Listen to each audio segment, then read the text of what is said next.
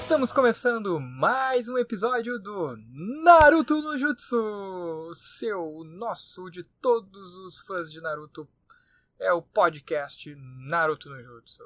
Tô certo! Bom, pessoal, estamos aí para mais um episódio, né? Que gratidão aí, estamos chegando, uma marca de 2 mãozinhas de episódio, ainda não chegamos, né? Estamos no 8º episódio. E é muito bom saber que vocês estão gostando, a gente está recebendo vários comentários lá no YouTube, o pessoal compartilhando, participando das enquetes, que todo episódio tem enquete lá no Spotify. E, enfim, comentando lá no Instagram, é muito legal, é muito legal. Lembrando que o Instagram do podcast, tem um Instagram só para ele lá, é Naruto no Jutsu Oficial. Então segue lá, dá aquele apoio, compartilha com o pessoal, compartilha que tá escutando nosso podcast, nos marca, tanto o Naruto no Jutsu quanto o Templo Nerd, que é quem faz, né, que somos nós, o Templo Nerd. Se você ainda não nos conhece, essa é uma produção do Templo Nerd Store, uma loja de mangás, quadrinhos, produtos nerds e tudo que há de bom deste universo. Faça suas compras lá pelo site www.templonerdstore.com. Tá com dúvidas? Manda pra gente.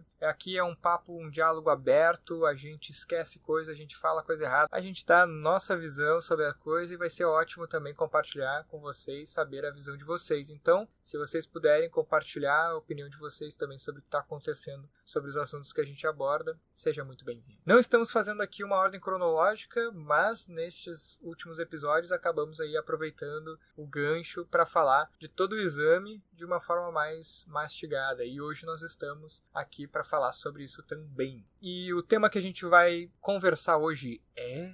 Exame Chunin, parte 2.5, as preliminares, parte 1? Ou será que vai ser só uma parte? Parece que vocês vão ter que assistir para descobrir. E hoje, para conversar com vocês, está aqui os tritetos mais tritetados dos tritetados. Que três patetas. Os 3 patetas. Eu, o Hades, mais uma vez, conversando com muito carinho sobre uma das melhores partes, talvez, do anime. Eu, Athena, vindo trazer o meu brilho e coisinhas que eu trago sempre.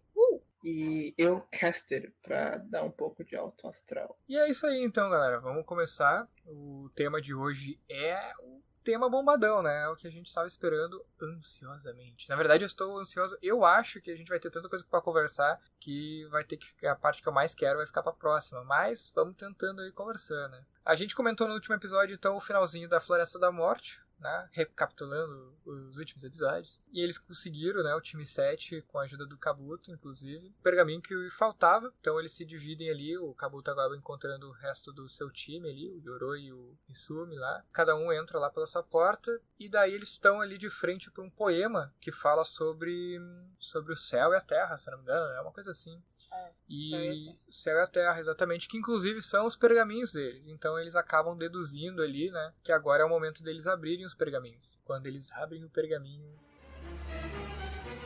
Pam, pam, pam, pam. Eu não lembrava disso. Eu li recentemente o mangá, né, e eu tive que lembrar disso, porque eu realmente não me fazia lembrar. Que surge uma invocação. O Sasuke até fica meio assustado, pede pro Naruto e a Sakura que cada um abre o pergaminho, soltar lá, né, e daí sai quem? Iruka Sensei. Iruka Sensei, né? O Sasuke, ele percebe que o pergaminho, ele entende que tá escrito pessoa, ser humano, corpo e ser humano, algo do tipo. Tá escrito... Vai da tradução, né? Porque a gente leu recentemente o mangá, eu, Hades, li e tinha uma tradução que era corpo e pessoa, e no da Athena era outro, né? Que é a edição Gold dela.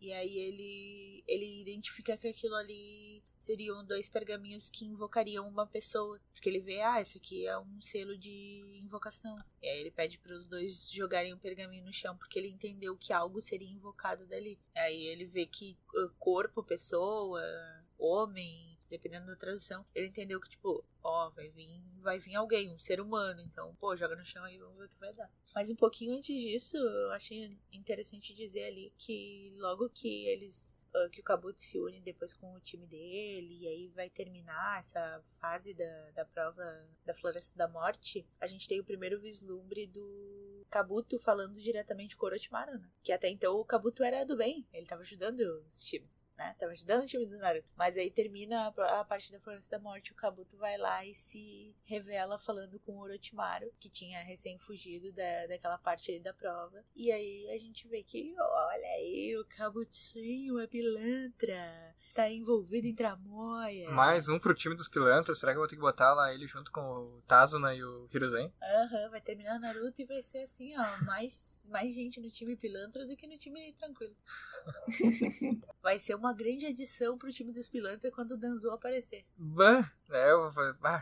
não quero nem lembrar. Não quero nem falar. O Orochimaru, ele foge da Floresta da Morte e ele volta para essas preliminares aí, para depois ter o fight verdadeiro lá, como um professor, não é? Uhum. Eu tenho essa memória dele lá assistindo. Não, é isso aí. Ele, no encontro com o Kabuto, ele tá como o Orochimaru. Uhum. O Orochimaru, ele me lembra muito a Mística, né? Nesse primeiro início ali, ele tá sempre vestido de alguém. Uhum. Ele foi o cara da grama, ele foi agora o cara do... Um outro cara ali. O cara aleatório, que era a cara dele, mas ninguém percebeu. Exatamente, e agora vai ser o sensei do Dosu, lá nas preliminares. E depois ele vai ser o Kage lá, o Kazekage. E ainda vai ser mais gente, né, no meio do caminho. Mas enfim. É um absurdo atrás do outro. Não é um absurdo, só achei interessante. É um absurdo que as pessoas nunca reconhecem o Orochimaru. E eu não sei se vocês já perceberam, mas toda vez que o Orochimaru assume o corpo de alguém, ele faz um delineado gatinho. Eu não sei como é que não descobre. Eles olham, uma pessoa com o Orochimaru, uma pessoa com um delineado gatinho, lilás, que nem o do Orochimaru. Deve ser sua coincidência. Muita gente usa esse estilo. Não, aquela cara puxada dele. A língua pra fora, cabelo preto liso. Pô. Não deve ser. Não é a mesma pessoa, gente. Eu acho que é a mesma linha de raciocínio dos óculos lá do Superman, claro que Só pode, né? É. Eu acho que isso é o Hiruzen que disse assim, ó, se vocês virem um sujeito parecido com esse, passem pano. Finge que não viu. Inclusive, no último episódio, a gente trouxe a colaboração de um ouvinte, né, falando sobre a questão de que a gente criticou o Hiruzen. E até a gente falou daí, né, da questão, se vocês não assistiram, assistam o último episódio, se eu não me engano ele fala isso sobre o 5º episódio. Assiste todos os episódios, tu vai ficar super por dentro, é mais legal. Mas daí a gente corrigiu, porque no fim o Hiruzen tava certo, pelo jeito, né. Mas mesmo assim ele tá errado, tá? Só pra deixar bem claro. Ele tá errado porque ele é pilantra. Ser pilantra é ser errado. Obrigado pela colaboração, a gente trouxe aqui o teu atento, ouvinte, mas a gente não passa pano nem quando o Hiruzen tá certo. É que ele faz muita coisa errada, e as coisas certas não compensam. Sabe, balança, não. Botar na balança o negócio fica... Não tem como. Mas puxando ali então pra antes deles entrarem lá no saguão principal com todos os outros genins, né, que passaram. Eles estão ali conversando com o Iruka. O Iruka, ele aparece e ele congratula eles, né? Vocês passaram, vocês conseguiram. O Naruto fica meio assustado no início, mas quando ele recebe aquela gratidão vindo do Iruka, ele fica muito feliz. E principalmente quando o Iruka diz pra ele assim, vocês passaram, e eles ficam, E aí o Iruka diz, eu tava pensando em levar vocês pra comer lamen. Nossa, daí o Naruto literalmente pula em cima do Iruka e abraça ele. Nossa, muito legal essa imagem, pelo menos do mangá que eu tenho mais vivo, né? Não me lembro exatamente como é que foi no anime, porque realmente me passou despercebido. Mas é muito divertido. Nossa, passa uma energia muito boa. E o Iruka fica até meio sem graça, assim, de... Peraí, o que tá acontecendo? Daí depois ele acaba indo na onda do Naruto, porque o Naruto começa a dizer, é isso aí, é isso aí, é isso aí, é isso aí, é isso aí. Muito animado, viva. E daí eu vou perguntar uma coisa pra vocês, meus caros colegas de podcast. Essa cena, essa passagem antes deles entrarem pro fight, né? É uma coisa muito alegre, muito contente, esperançosa. Nossa, superaram ali a Floresta da Morte, a prova escrita, e agora vão pra última etapa. Não lembro se ele fala que é a última, mas se eu não me engano o Iruka comenta. O fato é que a gente sente uma emoção positiva daquilo, né? O que vocês acham que aquilo, Masashi Kishimoto botou isso dessa forma, de alguma forma específica? Vocês identificam que isso faz sentido pra obra, assim? Tipo, tava vindo tudo muito tenso, daí eu vou botar essa parte pra vocês relaxarem, porque eu vou conversar, desde que eu vi o Orochimaru com a linguana, eu fiquei tenso até o final da prova. Nunca mais relaxou. Eu nunca mais... Hoje eu tô traumatizado. Mas, tipo assim, eu acho que parece que a gente esquece um pouco. Tipo, agora é uma nova fase, não vamos pensar no passado. Uhum. Eu acho que dá aquela injetada de esperança que, tipo, pô, todo mundo ficou cagado com o Orochimaru, ficou assustado com o Sasuke, pistola, se cagou com o Gaara, quase matando o time ali da Hinata. E aí, matando o time do Shigure. Matando o time do Shigure, e aí tu fica, tipo... Vamos se tranquilizar um pouquinho, vamos lá, vamos seguir em frente. Eu acho que foi bem nesse sentido, assim, de dar uma acalmada nos ânimos antes de subir a temperatura de novo. E eu acho que mesmo que suba a temperatura depois, a coisa tá mais no controle. Eu acho. Não tem alguma coisa que realmente vai matar. Podem ficar arrebentados, mas o objetivo não é morrer aqui, né? É lutar e ver quem conseguiria superar no combate. Tem uma coisa que vai matar porque tem o Gaara, né? E o Gaara, ele é incontrolável, mas... mas é isso aí. É bem isso. O Hayate, que vai ser o que vai assumir ali pra... O examinador. Vai fazer a parte de... Enfim, ali, né, o juiz, vamos dizer assim, ele disse que ele vai parar a luta quando ele quiser, porque ali a moral não é mais matar, mas sim mostrar as habilidades. Diferente da prova que era a sobrevivência, né? E aí que tá os temas de cada prova, né? A gente teve a primeira prova lá, que a gente comentou no outros episódios, que testava o discernimento dos ninjas em assumir as responsabilidades das missões e de captar a informação, né? Conseguir capturar a informação lá, que são necessidades importantíssimas de um ninja Chunin pra cima. Depois a sobrevivência, né? É passar por perrengues extremamente horríveis, difíceis, ninjas te caçando, né? Quase que uma guerra. Então, sobrevivência, eu acho que, na minha ponto de vista, seria o tema principal de aprendizado daquela coisa. E ali agora não tem mais isso. Não tem mais esses temas assim. Então não é a moral matar. Mas antes de chegar nisso, antes de chegar nos outros times, eu acho que tem uma coisa muito interessante que o Iruka traz. Porque o Iruka foi quem quis, né? Ele pediu pra Anko para ele poder ser o Invocação do Pergaminho do Ultimate 7. Que ele disse que tanto se eles passassem quanto se eles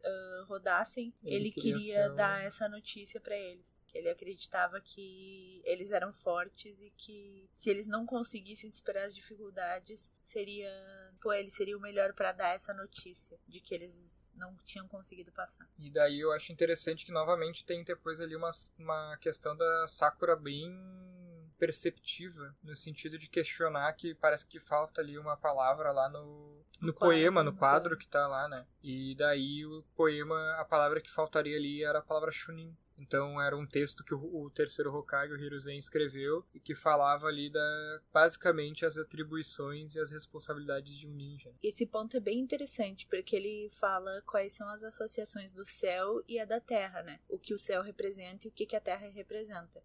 O céu representaria a força da mente, enquanto a terra representaria a força do corpo, né? E aí o Iruka faz analogia para eles entenderem de que o Naruto precisaria da força do céu, de que ele precisaria desenvolver melhor a mente dele para se tornar mais forte. A Sakura precisaria da força da terra, melhorar o corpo dela, as habilidades de força dela, de luta. E o Sasuke, os dois podiam...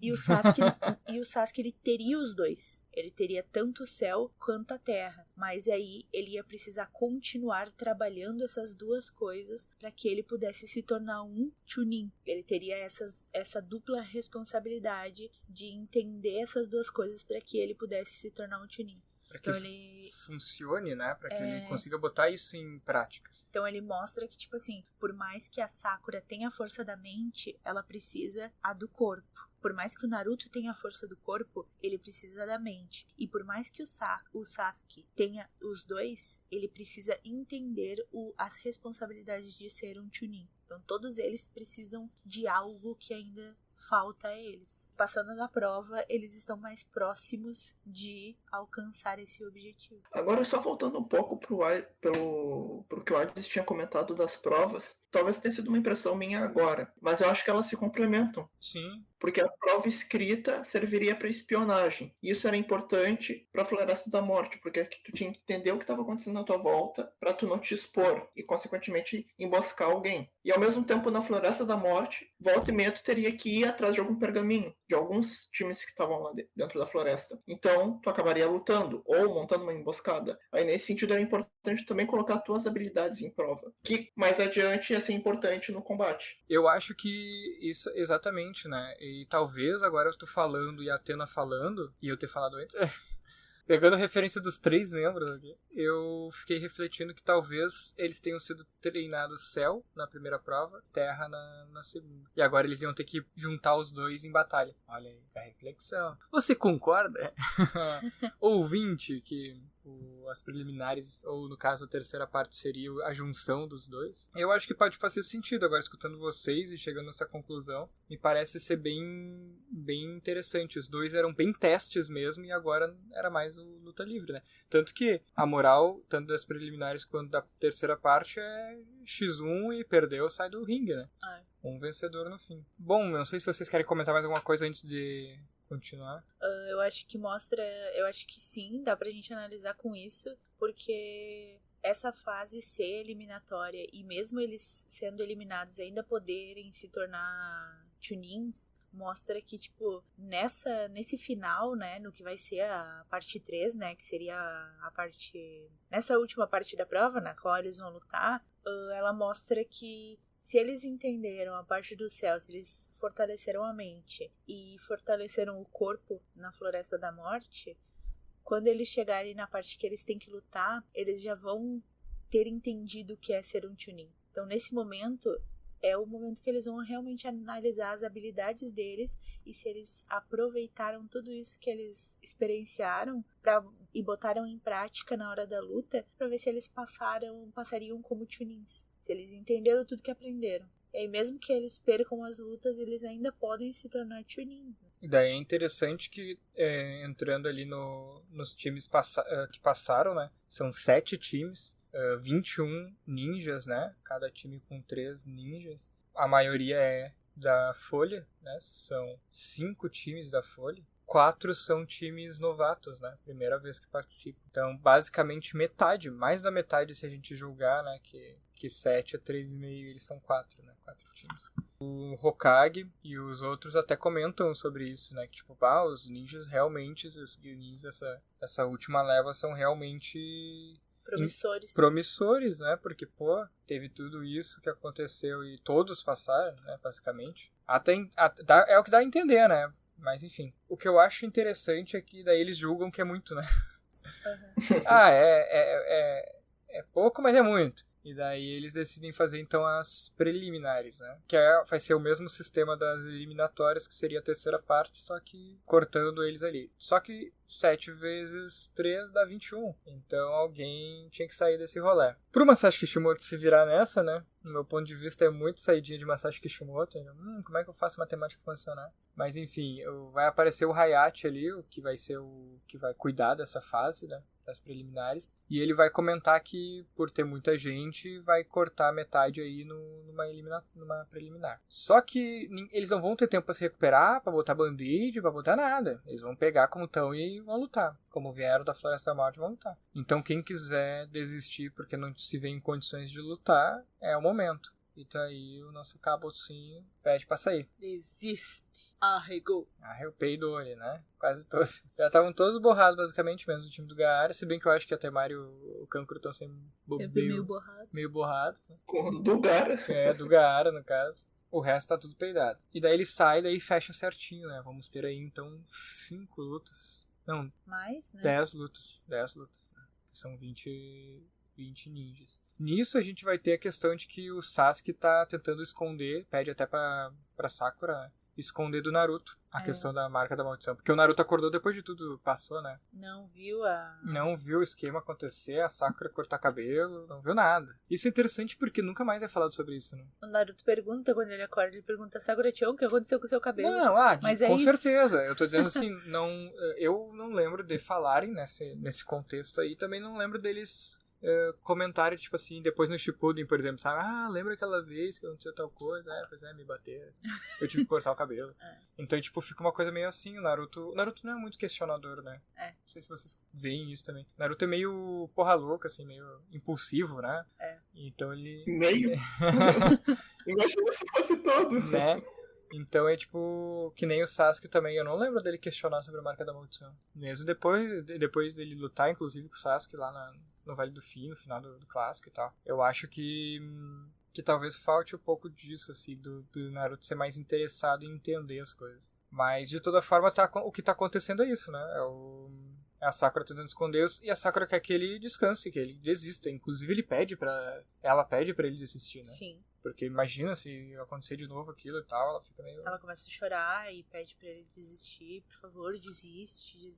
E aí ele diz pra ela não se meter com as coisas que ela não tem a ver, que não é da conta dela. E aí ela fica, obviamente chateada, porque tá preocupada com ele. E aí ele diz que isso não é da conta dela, pra ela não se meter. E aí o Sasuke tá todo tipo, não, eu vou fazer as coisas acontecer, ninguém vai ficar sabendo de nada. Enquanto isso, estão na sala do Hokagezinho, na coisa lá, a Anko falando do Orochimaru, Kakashi falando com eles, e eles já tudo por dentro, né? É o Sasuke, né? É o Sasuke tá com a marca da...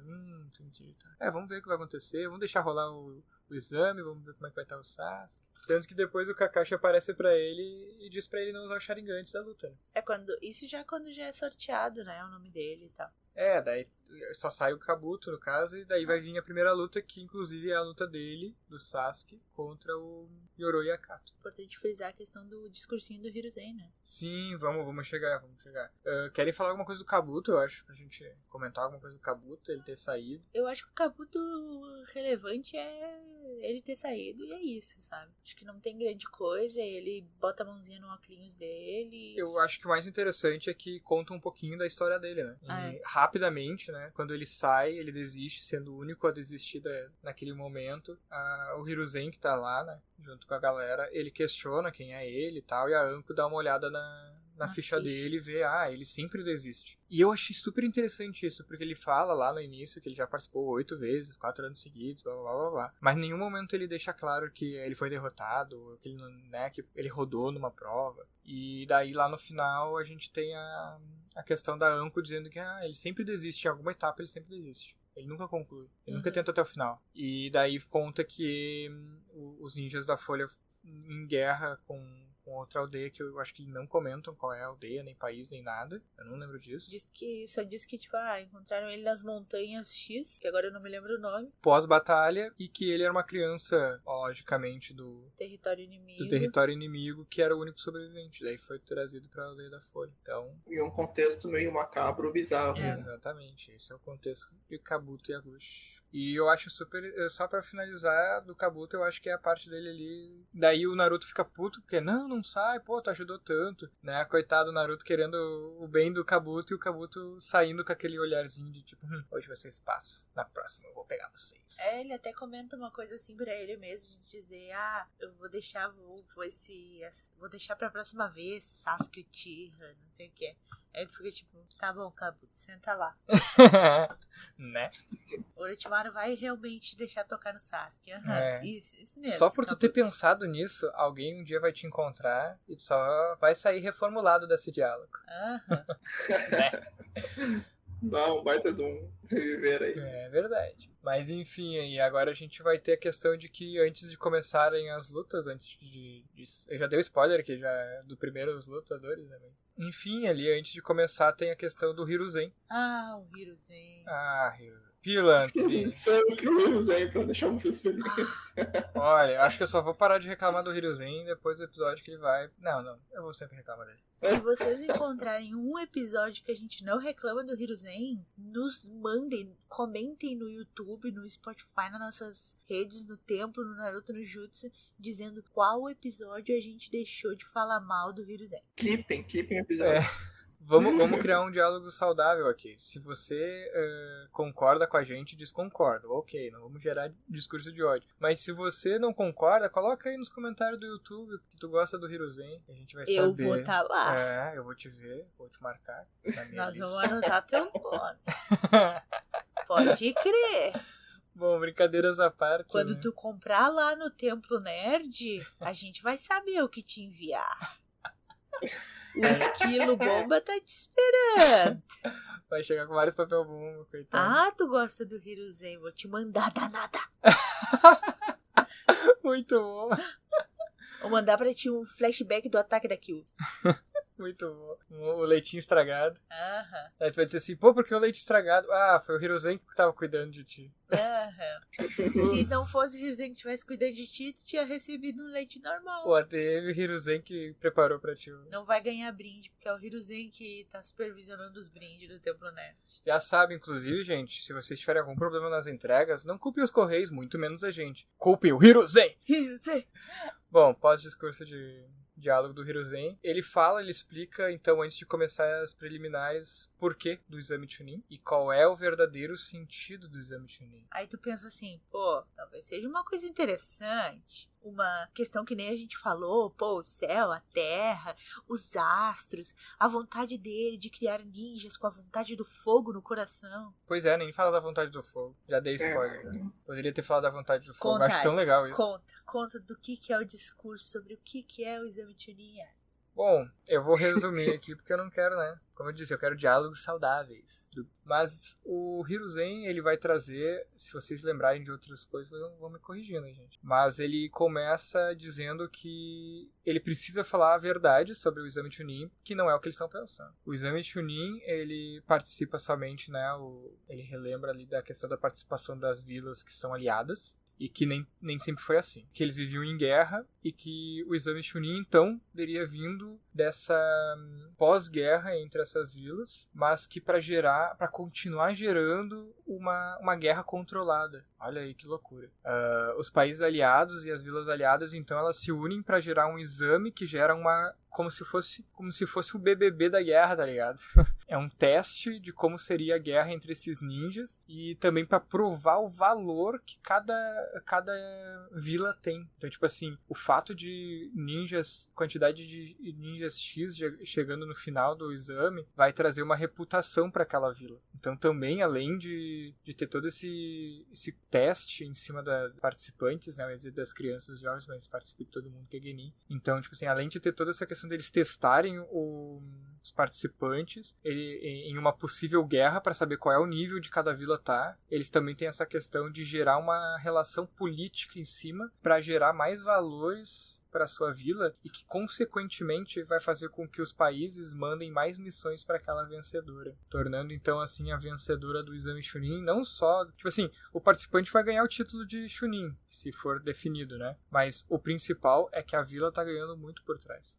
Eles queriam basicamente uma rola. Quem era mais potente ali, quem era mais forte, ia ganhar mais benefícios, ia provar pra todo mundo que assim, eu tenho mais poder de exército, né, mais poder de batalha, o que quer dizer que os meus ninjas são mais qualificados, o que quer dizer que eu tenho prioridade em executar missões, o que quer dizer que vocês têm que pagar pau pra mim. O que quer dizer que vai gerar mais recursos pra dentro da vila e esses recursos vão ser transformados em armamento e treinamento militar que vai gerar ninjas cada vez mais capacitados, que vão trazer mais e daí vai tirar dos que tem pouco. Exatamente. Né? O que é interessante a gente pensar isso, que é mostrado ali no clássico, quando a gente vê o Pain falando exatamente isso no Shippuden, lá sobre a vila da nuvem. Da chuva. Sobre a vila da chuva, que é a questão de que é uma vila que foi esquecida, negligenciada, que vive na merda, basicamente, porque vive no campo de guerra, que é entre 3 territórios, se eu não me engano, bem ali no meio, tá sempre em pé de guerra. E não tem recursos. Não tem recurso suficiente. Não consegue recurso por essas missões ou por coisas do gênero. E aqueles que têm condições, que é o caso da Folha, por exemplo, que é aliada, não manda recursos pra eles. Manda o quê? Ninjas. Né? A gente vai ter lá os 3 Sanins lá na Terceira Guerra pra ajudar a ganhar a guerra. Mas, na verdade, depois da guerra, eles vencendo, eles voltam pra vila deles, no caso da Folha, e a galera lá da Chuva que vai viver na miséria pós-guerra. Acabam as batalhas, os ninjas, que são ninjas, são ferramentas de batalha, voltam para o seu país de origem e aquele lugar fica à mercê do que restou, né? Da miséria da guerra, da dor da guerra, das perdas, e as outras vilas e países não estão nem aí pra isso. E ele inclusive chama, né, da Folha como uma das grandes nações. Exatamente. Comentar mais alguma coisa sobre o discurso do Hiruzen? Não, acho que não mostram a situação política deles, né, o passado, essas coisas são bem importantes. A Chuva se fudendo na prova do mesmo jeito. Eu acho que mostram uma boa ideia de como as coisas funcionam na atualidade lá pra eles. Bom, daí uma coisa que eu vou comentar mais uma. Que acontece antes da luta ali, enquanto o Hiruzen fala, que eu acho super relevante, é que as crianças se rebelam. As crianças ficam tipo, mas como? Como assim? Como que pode isso? O Kiba falando alguma coisa como tipo, mas eu não quero participar desse negócio aí. Eu não vim fazer isso aí. Por que tem que nos envolver nisso? Por que tem que nos envolver nisso? O que a gente tem a ver com isso? E daí meio que o Hiruzen vai continuando com o discursinho dele, sem... Então também, vocês são crianças. Não... Se virem, se inscreveram, vão ter que participar. O momento de desistir, inclusive o momento de desistir é conversado antes, é solicitado antes. Agora já passou o momento de desistir. Exatamente. E eu acho isso muito legal, porque prova que aqueles jovens genins, futuros chunins e Hokage... já veem isso como algo errado, né? Já veem essa forma de lidar com a política atual como algo diferente, mas eles não mudam na hora, e é isso que eu acho que também fica uma mensagem legal. Por mais que tu veja o erro ou a diferença que é necessária ser feita, tu não vai mudar na hora. Não vê o erro e conserta o erro. Até porque pro Naruto chegar e fazer as diferenças que ele faz como Hokage, ele ainda vai ter que passar por toda a jornada que a gente acompanha durante o anime clássico e Shippuden, né? Então é necessário a gente pensar que a gente vê o erro, mas a gente tem que se qualificar de diversas formas, se inteirar pra não, né, ser manipulado que nem vários personagens e acabar fazendo a cagada que se faz, né? Querer uma coisa boa e fazer a coisa ruim porque foi manipulado. Mas é isso aí, vamos pra luta, né? Vamos pra parte do fight! A primeira luta é o Sasuke já, né? Com o Yoroi Akato, que é o colega do Kabuto. A primeira luta não foi nem um pouquinho especial, né?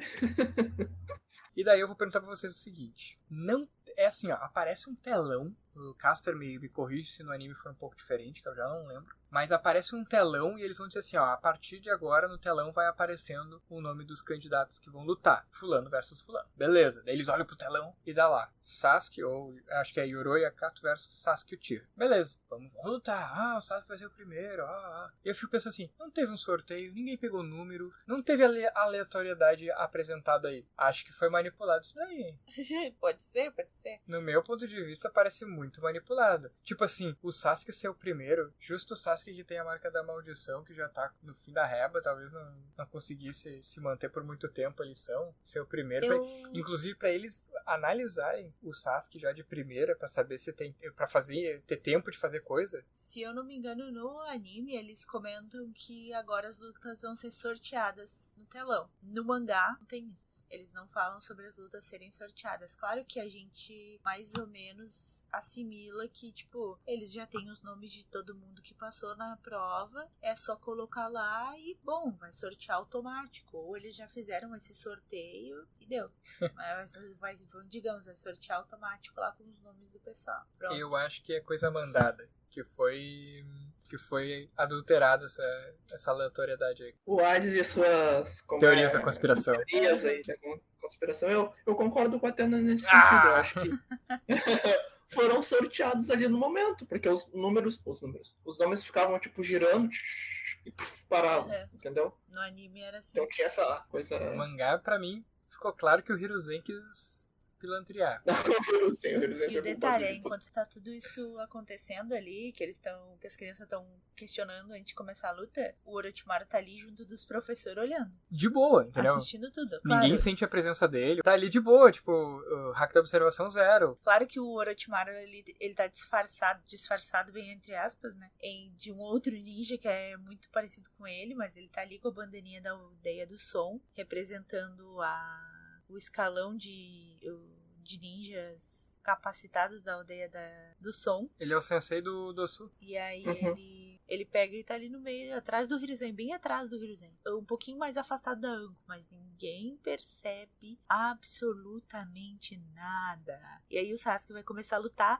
O Orochimaru começa a passar a língua na boca e fazer pornografia e ninguém percebe. Ninguém ouve um atrás deles. A ASMR da Atena fazendo linguinha de Orochimaru. Ninguém ouve o Orochimaru se lambendo, se chupando atrás deles e acha...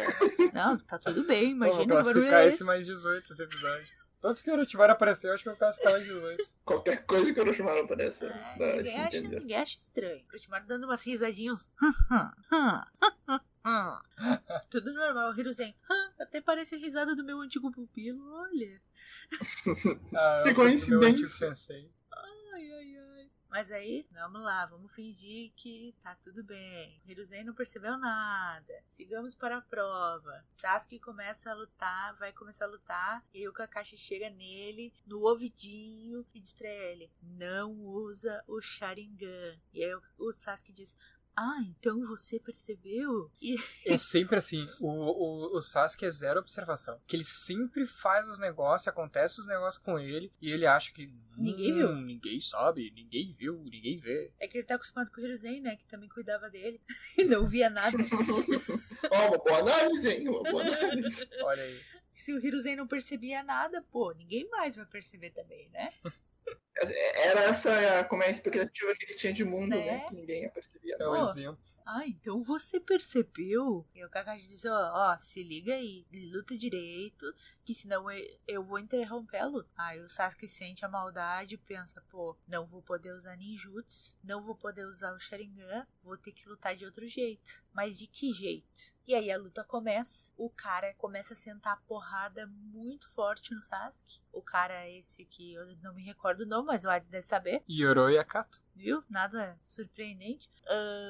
E aí ele suga o chakra das pessoas. Pilantrinha lá. Aí eles começam a lutar loucamente. Pá, pum, pá. O Sasuke começa a apanhar violentamente. Aí o Sasuke descobre, relembra a carta na manga que ele tinha quando o Naruto dá um berro xingando ele, dizendo, pô, Sasuke, tá se envergonhando aí. Vamos logo, né? Vamos lá. Luta direito. Aí ele olha pro Naruto e vê que o Lee tá do lado do Naruto. E aí ele, opa, peraí, eu sei como ganhar essa luta. Se eu não posso usar ninjutsu, Sharingan, Doujutsu e Genjutsu, o que eu posso usar? Eu posso usar o poder da porrada. Taijutsu. Taijutsu.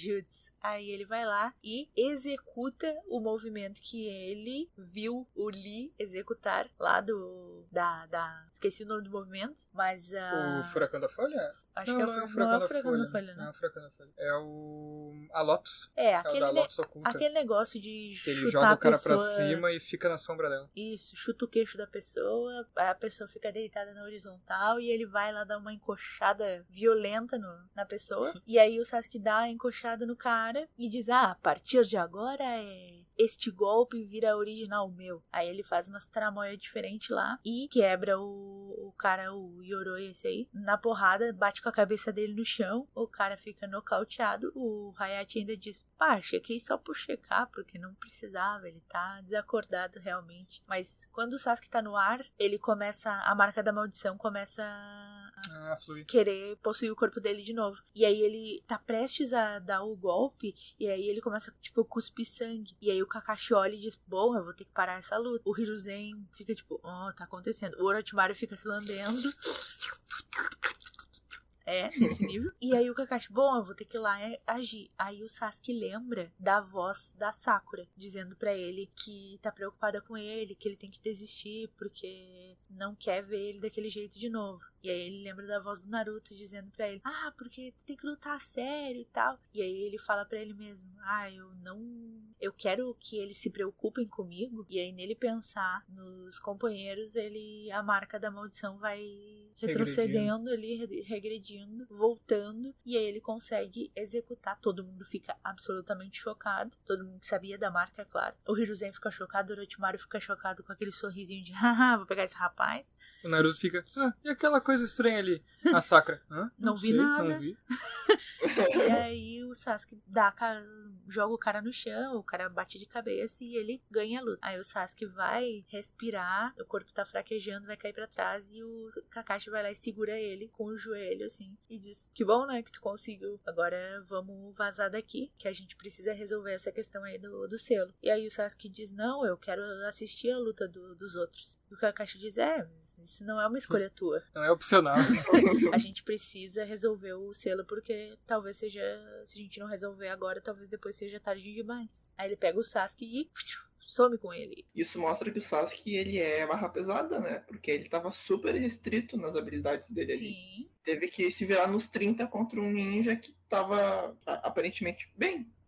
Questão de poder lutar. E tinha a questão de o poder dele ser bem apelão, talvez, vamos dizer assim, né? Que é a questão de sugar o chakra, né? Então, tipo, ele podia tranquilamente ter esgotado o Sasuke, ele já tava mal ali, o Sasuke, e ele já tinha que estar controlando bem o chakra dele pra não soltar a marca da maldição. Ele não podia utilizar o chakra, ele tinha que controlar o chakra pra poder controlar a marca da maldição, e o cara foi lá pra descontrolar o chakra dele, roubando. Eu vou ser sincero, não sei, vocês podem comentar, mas eu achei que meio forçação pro Sasuke, sabe? Não foi uma luta muito, muito interessante do meu ponto de vista, mas eu acho que não podia ser muito diferente mesmo. Não sei se ele poderia lutar contra outro ali, eu acho que realmente ele tinha que ter lutado contra esse ou contra o parceiro dele, que é o Mitsuru. Eu acho que o roteiro colaborou pra que a coisa acontecesse como precisava. Roteiro, barra Hiruzen manipulando... o Hiruzen controlado pelo Zetsu Negro. Mas o roteiro colaborou ali pra coisa funcionar da forma que precisava e foi isso. Porque talvez a gente pudesse até teorizar e fazer teoria da conspiração do Hades de que o Orochimaru quis resolver essas lutas, né? O Orochimaru que fez essas grades de competição. Porque seria o oponente perfeito pro Sasuke se descontrolar da maldição. Um usuário de... Inclusive, ele fala isso depois, Sim. o Orochimaru fala isso, que esse cara serviria pra deixar o Sasuke descontrolado e ver como a marca da maldição ia atuar. E ele fica impressionado depois, né, que o Sasuke derrotou o cara. Então talvez tenha a gente poderia aí, né, conspirar de que foi o Orochimaru que manipulou essa luta ou de que foi a casualidade de o Sasuke pegar justamente o oponente que o Orochimaru gostaria que ele pegasse. Eu não acredito em casualidades, então eu conspiraria que não só o Orochimaru fez essa grade, como ele fez junto com o Hiruzen. Eles estavam sentados Eles os dois estavam olhando a bola de juntos. cristal e bolaram isso aí. Mas vamos partir pra segunda luta. Não sei, o Caster não quer comentar alguma coisa dessa luta? Acabou que ficou bem narrado, né? Não, acho que foi isso mesmo, só mostrando ali que ele era fodinho. Ele tá todo arrebentado, ele ainda assim era um nível. Eu acho que antes da segunda luta é interessante comentar a questão de que o Kakashi leva o Sasuke pra um quartinho escuro. Mete o dedado nele um monte de marca, né? E diz que vai selar vai fazer um selo pra tentar deixar a marca da maldição mais estável ali, mais né? controlado. Mais controlável, mas que se o Sasuke não controlasse a vontade dele, né? Fosse a força de vontade de controlar. Eu vou ser bem sincero que eu acho aquilo bem ruim. Aquela cena ali do Kishimoto eu achei bem deslocada. Porque o Kakashi não é esse tipo de ninja. Eu acho que só o Kakashi e o Sasuke... Achei que aquilo, a marca da maldição, era algo muito forte pra simplesmente deixarem os dois ali se resolvendo, assim, sabe? Eu acho que tinha que ter levado ele pra uma equipe especializada ou ter chamado uma equipe. Esse tempo poderia vir uma equipe, ou sei lá, sabe? Levarem ele de volta pra vila, porque agora não é só... Ele já passou pelas preliminares. Então, sei lá, chamar um monte de Ambu e mais o Kakashi, talvez. Ou mais um Jounin especial. Ou também não tivesse muito o que fazer porque a Anko tinha uma marca. Então eles já sabiam mais ou menos como proceder nessas questões. Sim, pode ser também. É uma possibilidade. Pois mas é daí tudo eles base fazem de especulação, né?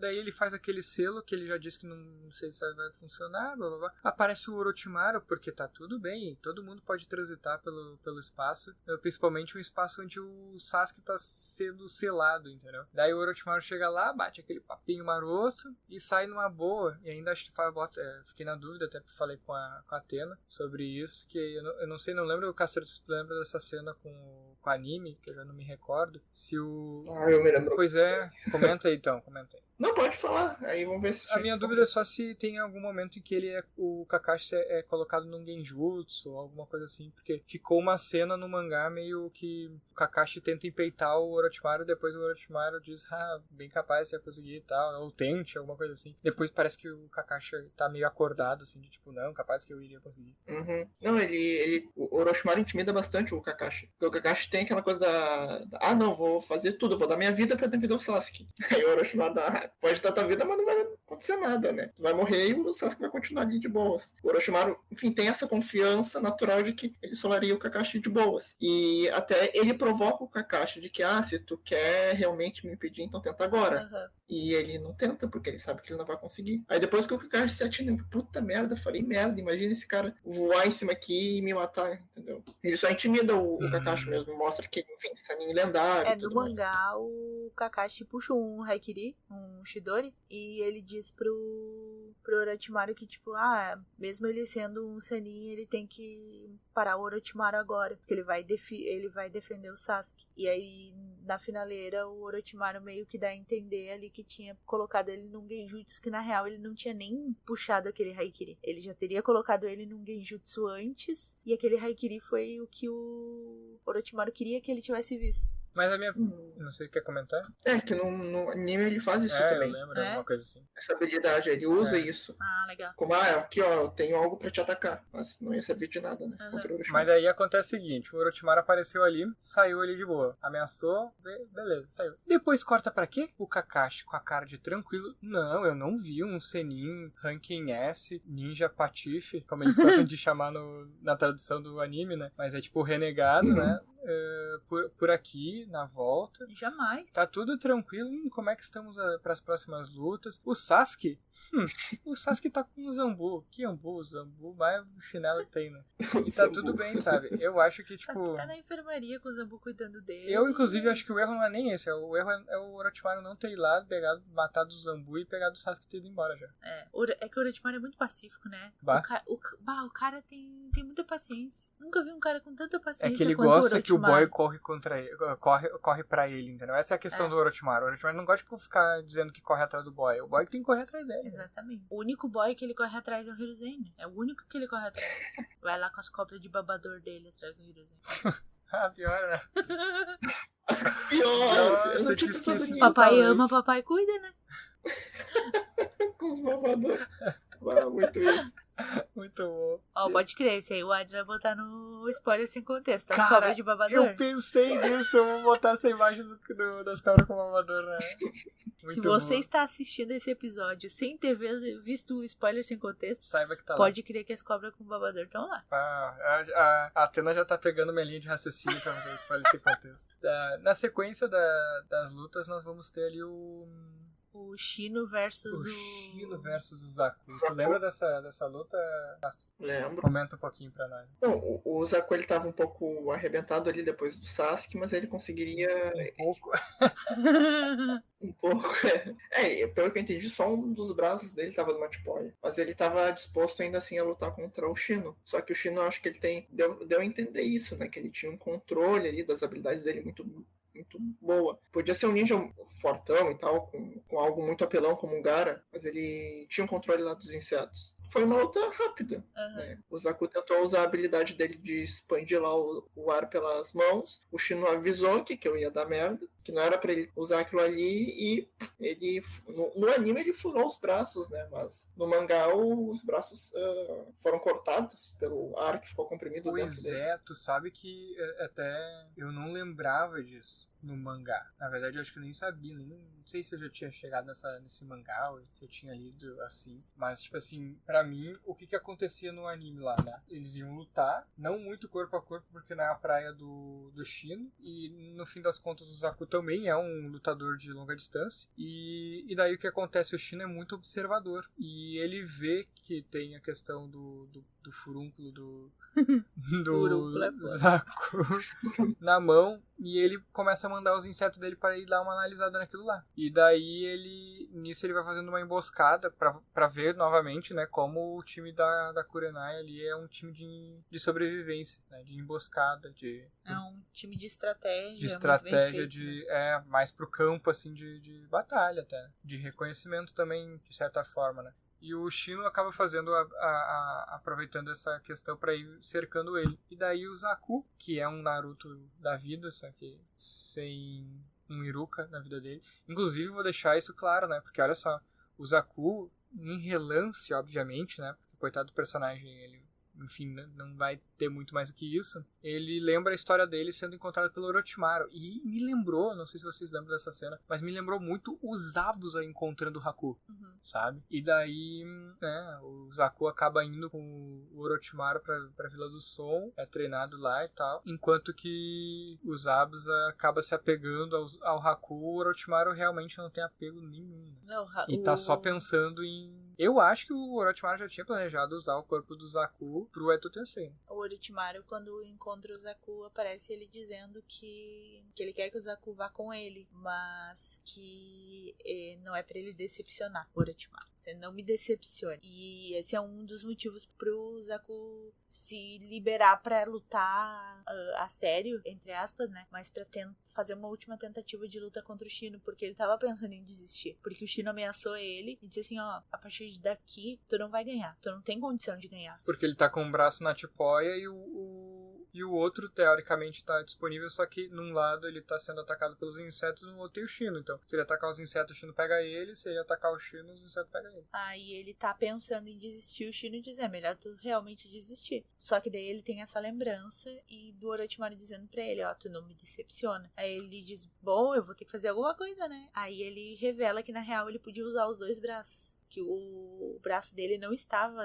tão ruim e que ele podia usar os dois braços, que era a carta na manga dele. Aí ele abre os dois braços e ele só não contava que o Shino tinha enfiado várias coisas no buraco dele. Não, tinha enfiado inseto em todos os buracos que ele tinha.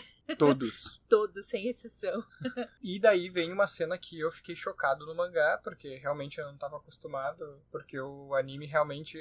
Depois que eu li alguns mangás, né, alguns volumes, eu já tô numa outra perspectiva de Naruto no mangá. Porque eu já achava o Naruto, né, não 12 anos, né. Todo volume é olhar e dizer no assim, anime, pô, 12 anos? E no mangá, então, né, um dos braços dele é arrancado e o outro fica todo aberto, né. E eu não entendi, eu não sei se ele morreu naquilo, mas pelo jeito não, né.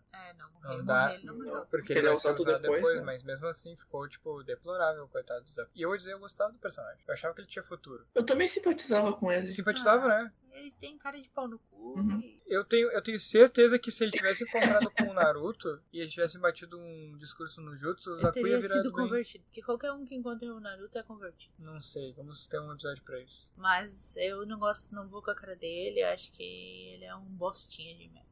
É só porque ele é do Sol, né? Não, é porque ele é pau no cu mesmo. Enfim. Queria arrebentar a Sakura na porrada. Soco lá na Sakura. Não, todos queriam ali, né? Todos queriam. Não me interessa. Enfim, né? Eu acho que o Zaku, então, ele é derrotado e sai uma coisa assim de tipo, o Shino é o cara. No mangá, assim, nossa, fica tipo... eu fiquei tipo, o Shino é poderoso, meu. Ele peita, assim. Eu tava com o meu top 5 com o Lee em primeiro lugar e o Shino com certeza nem tinha participado, né, da cotação. Quando eu vi, ele já tava no segundo lugar da pessoa da luta. Uhum. E se o Lee não lutasse contra o Gaara, talvez o Shino ia ficar... já assim primeiro. Primeiro não sei, mas ele ia estar bem. Mas, pode falar aí, Castro.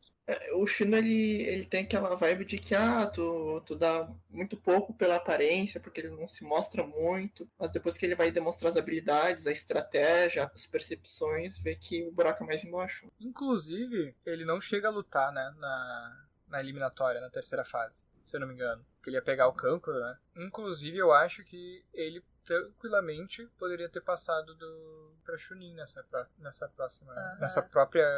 próprio exame, né? Eu acho que mesmo que ele não conseguisse ganhar do Kankuro, ele teria qualidade suficiente pra se tornar Chunin. A luta dele contra o Zaku já daria essa classificação. Porque ele passou ok no exame da primeira parte. Na segunda, eles conseguem muito rápido os 2 pergaminhos. Então mostra que ele sabe trabalhar em equipe, com habilidades desenvolvidas pra fazer o coisa acontecer. Ele chega lá na preliminar e controla a situação 100%. Uma luta bem rápida. Uma luta bem rápida. Mostra a misericórdia pro adversário lá, quando ele diz assim, tu desiste porque tu já não tem mais o que fazer. O objetivo aqui era provar que eu sou melhor, e eu sou. Então desiste. Vai dar merda. Daí o Zaku acaba não desistindo, porque ele traz aquelas lembranças com o Orochimaru, e acaba perdendo o braço e ficando todo arrebentado. Então, tipo assim, ele mostra uma postura de alguém que tem controle na situação e que tem habilidade pra fazer alguma coisa diferente. Pra mim, é a mesma coisa que o Shikamaru vai demonstrar. Então, se a gente for fazer um episódio falando sobre quem deveria ter passado, eu diria que o Shino era um deles. E levanta a questão daí que talvez se o Shino tivesse sido levado, o Arif, se o Shino tivesse sido levado na busca do Sasuke pra tirar o Sasuke do Quarteto do Som, talvez o Sasuke estaria na vida. Sério? Porque assim, com o peitão que o Shino mete no mangá, com o poder dele, eu acho que o Shino tinha capacidade de enfrentar do pessoal do Quarteto do Som tranquilo. Então talvez eles tivessem conseguido fazer alguma coisa a mais. Não sei se o Sasuke estaria na vila, porque eu acho que o roteiro não ia cooperar o suficiente. Sim, mas é um Arif, é só como que a gente acha que seria. Mas eu acho que o Shino teria obtido sucesso na luta dele contra um dos 4 do Quarteto do Som, ou até contra o Kibimaru, por exemplo, algo assim, e desempenharia um bom papel. Mas falando aí então de Kankuro, nossa próxima luta é Misumi Tsurugi contra Kankuro. A luta mais rápida do meu ponto de vista. Eu acho que a luta mais rápida é do Choji, mas tudo bem. A do Choji, a luta mais rápida até agora, né? O Dosu... Não sei, tem a luta do Shikamaru contra a Kim também, né? Que ele termina rápido com ela. Não, mas tem uma estratégia um pouco lentinha nisso. Parece que vocês vão ter que ouvir os próximos episódios pra Porque saber. provavelmente essas lutas vão ficar pros próximos.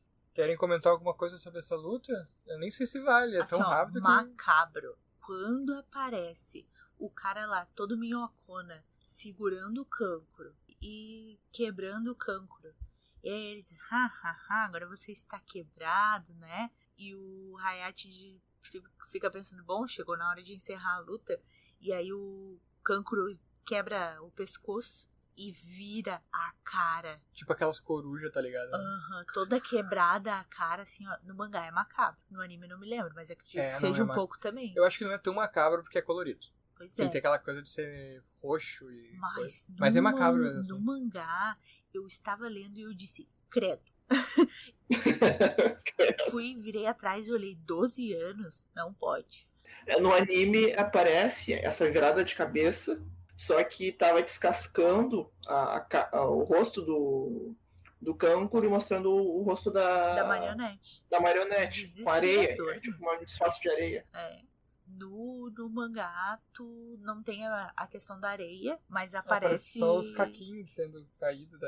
Um olho estranho. Assim, ó, muito, muito, muito estranho. Né, que os 2 olhos ficam bizarros, a boca fica bizarra, fica com os dentes de Zabuza do demônio do caso oculto, todo trincado. E aí o Kankuro revela que, na real, aquele que começou a luta não era ele, sim a marionete. E quem estava no negócio enfaixado que ele estava trazendo nas costas era o Kankuro de verdade. Ou será que não? Ou será que um dos examinadores... A marionete estava controlando a marionete. Ou será que o Hiruzen, na verdade, é o Kankuro disfarçado? Mas mostra que o Kankuro ele teria o preparo, né, de não se arriscar. E esse é a moral de ninjas como ele, que usa marionetes. Que a marionete é a arma deles. Eu acho que o Kankuro, ele lutou muito bem. Eu só não classificaria, se eu fosse um dos examinadores, né? Vamos brincar de, se a gente fosse os examinadores do exame. Eu não daria pra ele já o título de Chunin, assim como eu dei pro Shino, porque a luta dele não mostrou demais. Eu acho que ainda faltou mostrar coisa. Ele, tipo assim, ele foi muito promissor, mas ainda faltou sentir mais. Então ele precisaria da luta contra o Shino lá na outra etapa pra me convencer, entendeu? E a luta dele faltou, por mais que seja uma luta, tipo, esperta da parte dele, faltou um demonstrativo de estratégia ali. Uma coisa assim, mais clara, mais ardilosa. Contra o inimigo. Pareceu que aquilo ali era, tipo assim, uma carta na manga que ele usaria contra qualquer um. Só que daí, numa guerra, ele não tá lutando X1, entendeu? Então, tipo, ele vai lutar, vai surpreender o primeiro inimigo com isso. Depois ele vai fazer o quê? É isso que me dá a sensação, sabe? E agora, o que tu pode fazer? Faltou apresentar os recursos, todos os recursos. Faltou ele ser ele, né? Ele mostra isso mais adiante, sim, né? Com certeza. Inclusive, se eu não me engano, ele luta contra o Shino em algum momento da história de Naruto. Luta sim. O Shino vai lá e vamos acertar nossas contas aí, ó. Tu fugiu de mim, mas agora vamos lutar. Pegar, meu. Inclusive, não sei se não é por isso que o Shino não é chamado, porque ele não tá na vila. Confiram nos próximos episódios. E agora a gente vai ter a luta, né? Não é o Rock Lee contra o Gaara. Calma. Eu sei que vocês pensaram que era isso quando a gente falou. Mas uma das lutas mais emocionantes, assim, mais sensíveis da questão aqui. Emblemáticas. Nossa quarta luta, Sakura Haruno versus Ino Yamanaka. A testa contra a porca. É uma coisa assim, não é? Testa de marquise contra a porca. E aí, o que vocês têm pra falar sobre essa luta? Eu acho que tem muita...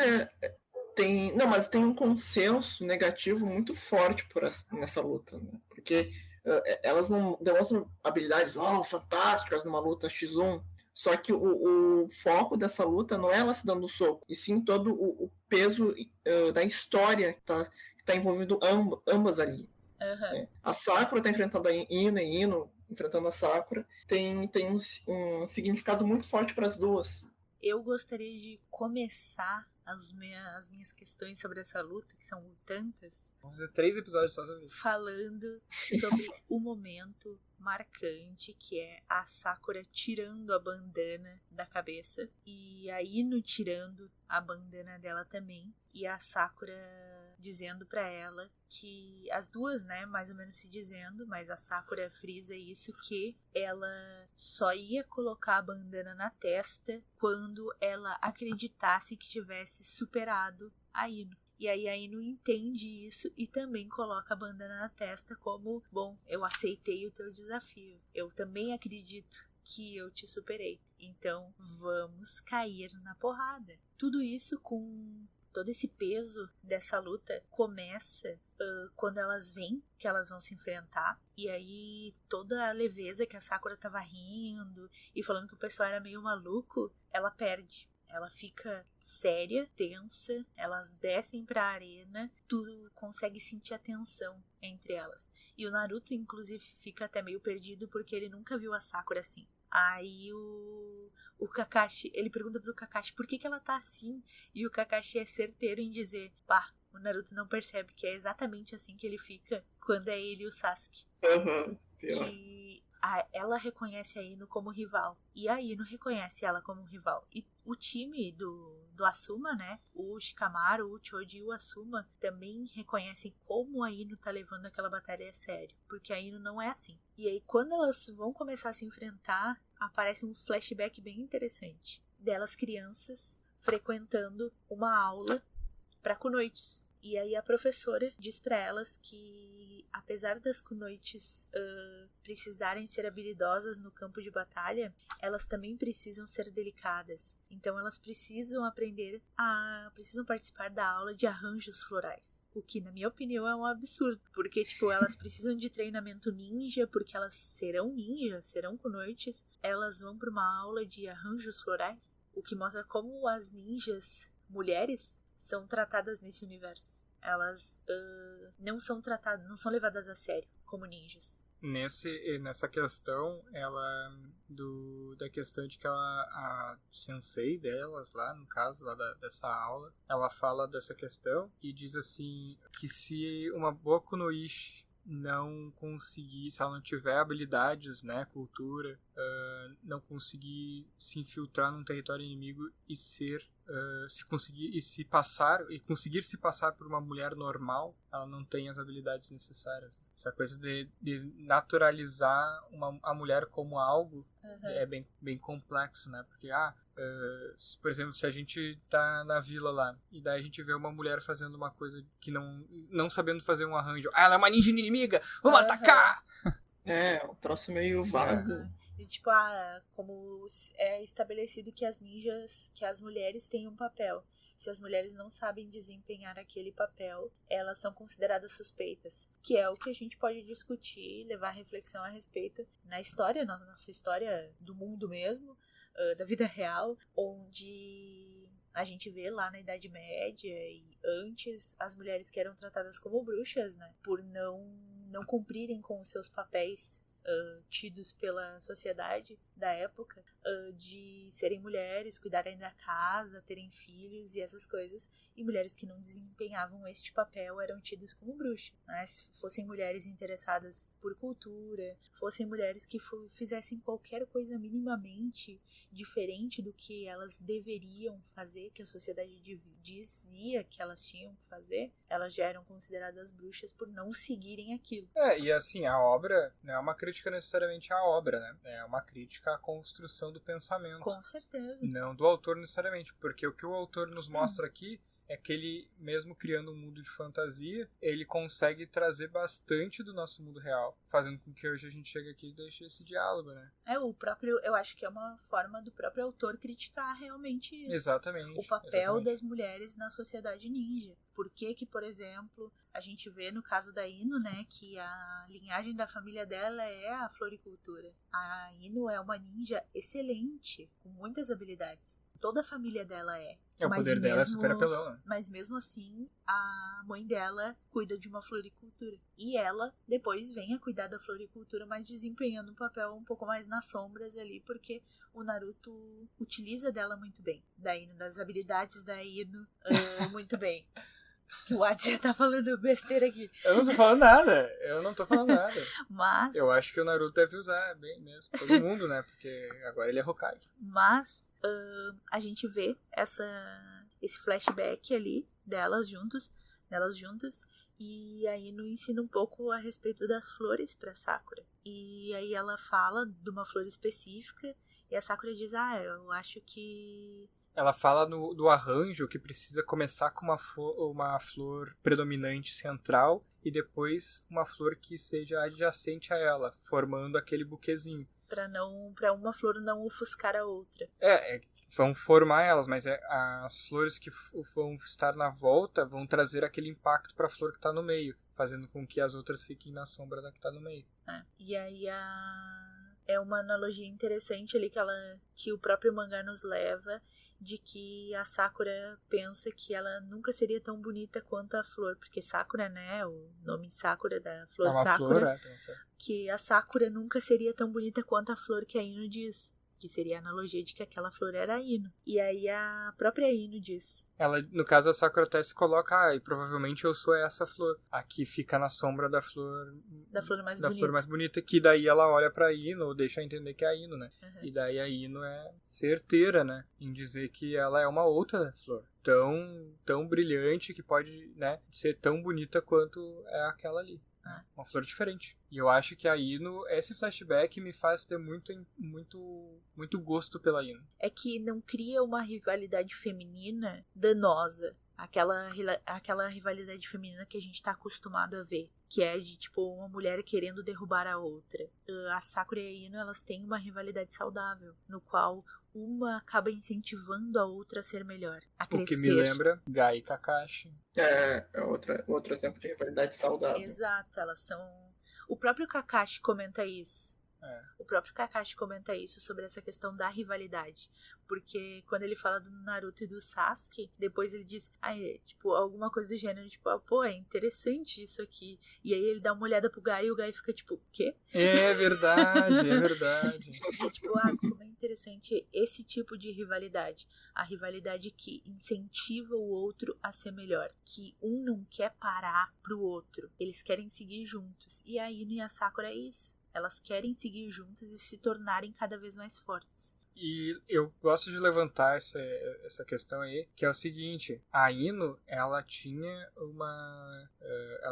digamos que um poder sobre a Sakura naquela infância, porque ela estava influenciando diretamente a Sakura, né, ajudando a Sakura ali a levantar, a fazer coisas. Dizer que a Sakura era bonita. Exatamente, aumentar a autoestima da Sakura, então ela estava motivando a Sakura ali estimulando a Sakura, e aí a Sakura estava acabando fazendo o quê? Em vez de pegar esse estímulo, esse incentivo e se desenvolver, ela estava indo para baixo do guarda-chuva da Ino. Ela estava usando a Ino de bengala. Usando a Ino de bengala, exatamente, né? Usando aqueles que nos ajudam de bengala. Só que o que acontece? Quem ajuda de coração, né, vai ser prejudicado se for usado como bengala. Porque em algum momento tu não vai conseguir sustentar aquele indivíduo. E daí aquele indivíduo vai ficar ingrato contigo. Porque como que tu não me ajuda nisso? Mas eu nunca tive essa função de fazer isso, né? Era para você criar as suas próprias forças nas pernas e correr. Então estava acontecendo esse esquema. E daí tem aquela questão que ela poderia ser maldosa de coração. Ela poderia ser tipo o Akane na água lá, que é um gurizinho que, né, joga o cachorro do Inari e ele na água, basicamente. Lá é tudo mauzão. E ela poderia ir por esse caminho de meio que subjugar a Sakura a ser tipo uma escrava dela ali, uma coisa assim, que as crianças têm umas que são assim, na animação e tudo mais. E ela não. E ela vai cada vez mais incentivando a fazer com que a Sakura desenvolva a independência e a força por si só. E isso eu acho que é incrível, sabe? Ver que tu é uma influência, por exemplo, eu tenho várias pessoas na minha vida que são grandes influências pra mim, e ver que elas se preocupam tanto comigo que elas me ajudam, por exemplo, né, a perceber o meu potencial, mas tipo assim, se tu não pegar o teu potencial e fazer a coisa acontecer, é tu que vai te ferrar. E eu tô tudo bem com isso, porque não sou eu que tenho a responsabilidade de fazer com que tu pegue as coisas e faça. Mas eu tô aqui para te ajudar, te incentivar, te motivar e te dizer que tu realmente pode. Não é aquela coisa de tipo, não, eu te ajudo aqui, mas depois tu me deve um favor. Depois tu tem que fazer tal coisa para mim. Ou fazer de uma forma que a pessoa se sinta que tem sempre devendo, deve a ela, né? Que é uma coisa que inclusive o Naruto também faz com o Sasuke. Constantemente, quando o Naruto grita lá pro Sasuke, pô, cara, não é isso daí, Sasuke, tu não vai fazer esse fechame na primeira luta, né? E tu já vai perder. É o que ele faz lá contra o Orochimaru. Frangote, gatinho mimado, sei lá o que, né? Não vai ficar assim. Então é uma coisa que estimula o indivíduo a agir por si só, né? Eu acho que essa é a maior demonstração de amizade que eles têm entre eles ali, de amizade saudável, né? Pessoal, tenham amizades saudáveis. Chamem os seus amigos, seus melhores amigos de gatinho fracote. Opa! De testa de marquise. De testa de marquise. De sua porca. E o interessante da relação dessas duas é que antes de ambas vestirem a bandana, né, e levarem a coisa mais a sério, elas começam a trocar os socos ali, chute e tudo mais. Só que uma hora que a Ino vai dar um socão na Sakura, ela vê de relance a Sakura menininha lá, quando as duas tinham se encontrado. Em vez de ela dar um soco, ela dá um tapa na Sakura. Que ali ela se segura. Eu fui confirmar no anime agora.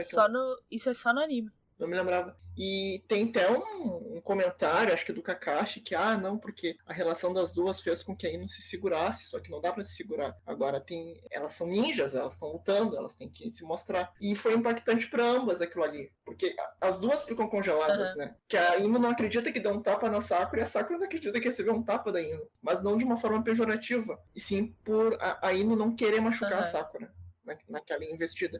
Então eu vejo o embate das duas muito com isso, com sentimentos conflitantes. Por mais que elas se vissem como rivais, ainda assim elas eram amigas. E tinham um impacto forte na vida uma da outra. Então eu vejo que elas não conseguiam se imaginar machucando uma a outra. Acho que é bem impactante. Isso é uma coisa interessante, porque não tem no mangá. Elas começam a luta no mangá já levando a sério. Elas não trocam um soco sem botar a bandana na cabeça. na testa. Elas já começam com as bandanas na testa. E é isso aí, vamos pra porradaria. No anime antes, elas começam a lutar, aí dá esse tapa, aí tá, não, vamos levar isso a sério. Aí botam as bandanas e começa o fight de Legal. verdade. Eu não lembrava dessa parte. Agora que eu li faz pouco que eu assimilei mais o do mangá. Mas é legal de ver. E eu acho que outra coisa interessante de ver é as reações masculinas durante a luta delas. Porque a luta delas, diferente de todas as lutas que aconteceram antes, dura muito tempo. Tem até a cara do Hayate dizendo, essa luta será longa. Já se passaram 10 minutos e não aconteceu ainda então, um desfecho. Tu vê que, tipo, elas estão equilibradas em poder, que elas estão se socando, se arrebentando ali, já faz 10 minutos. E a coisa não tá chegando a um fim. Não tá nem perto de chegar a um fim. Não tem nada indicando. E aí os homens estão ali assistindo os 6, né? O Asuma com seu time, o Kakashi com seu time, o Lee meio infiltrado ali no meio deles também. Eles estão do lado do time do Grêmio. E aí eles estão assistindo e, tipo, eles mesmos estão surpresos do desfecho que tá tendo essa luta, da evolução que tá tendo essa luta, porque ninguém esperava. O Asuma não esperava da Ino, o Kakashi não esperava tanto da Sakura. E aí eles veem aquilo e ficam tipo, caramba, elas estão levando isso a sério. E elas estão há 10 minutos lutando. E quando que essa luta vai acabar? Então é bem legal de ver que, diferente das lutas que ocorreram antes, que foi, mais papum, acabou, alguém ganhou, a delas tem um equilíbrio, tem algo rolando entre elas e é poder. Elas têm poder, elas têm qualidade para serem ninjas fortes. E elas demonstram isso muito bem uma pra outra. Daí eu tenho uma crítica. Na sequência disso, de passar os 10 minutos ali, né, tem a questão de que daí a Ino decide que vai cortar o cabelo. Aí a Sakura fica indicando com ela, que elas ficam se indicando e tal. E a Ino decide que vai cortar o cabelo pra mostrar que ela também pode cortar o cabelo. Mas no fundo, a Ino tinha um plano com aquilo. Uhum. E daí a gente vai ter, pelo menos no mangá, porque eu não me recordo no anime, mas eu acho que o anime adaptou bem essa parte, que é o Shikamaru apavorado. O Shikamaru tá com o cu na mão. Ele tá com uma cara de tipo assim, vai estourar a Quarta Guerra. O Tobi tá vindo aí. O Tobi é o Obito, só vocês que não querem ver. Ele tá basicamente dizendo isso, entendeu? E a Ino ali cortando o cabelo, jogando o cabelo pra cima, mostrando que ela que manda e papapá e pum. E daí a Sakura, com ar de superioridade, né? Fica muito tempo perto do Sasuke. Não vai não vai dar certo isso e tal. O que tu tá pensando? O que é que tu quer com isso e tal? E daí a Ino diz que vai fazer o jutsu poderoso dela, que é o transferência de mente. Só que daí todo mundo fica assim, tipo, transferência de mente? Transferência de mente? Mas transferência de mente, você precisa disso? Todo mundo fica analisando, né? Não é um jutsu que se usa em batalha X1, assim, num campo aberto. E a Sakura, é importante ressaltar, a Sakura tava mostrando um desenvolvimento de controle de chakra incrível. Ela tava conseguindo controlar a exata necessidade de chakra nos pés para correr mais, para botar mais força nos punhos, para botar mais força nos chutes, a ponto do Kakashi, do Naruto ficar espantado e o Kakashi dizer, nossa, ela tá realmente com controle de chakra, uma coisa assim ele fala, né? Incrível. E o Naruto, ela é tão forte assim, ela é mais forte do que eu em controlar o chakra, assim, tão mais forte. E eles assim, é tanto que ela, nesse nível ela é mais que o próprio Sasuke. E daí o Naruto fica com aquela coisa de... Caraca, não esperava isso da Sakura. De homenzinho chato. É. E... daí a Ino, vou te meter seu transferência de mente. E a Sakura diz assim, vem. Tô batendo no meu peito aqui. Manda pra mim. Vem, que eu não que eu vou quero ficar ver. Parado esperando. Porque tu sabe, né, Ino? No momento em que tu fizer isso, acabou pra você, gata.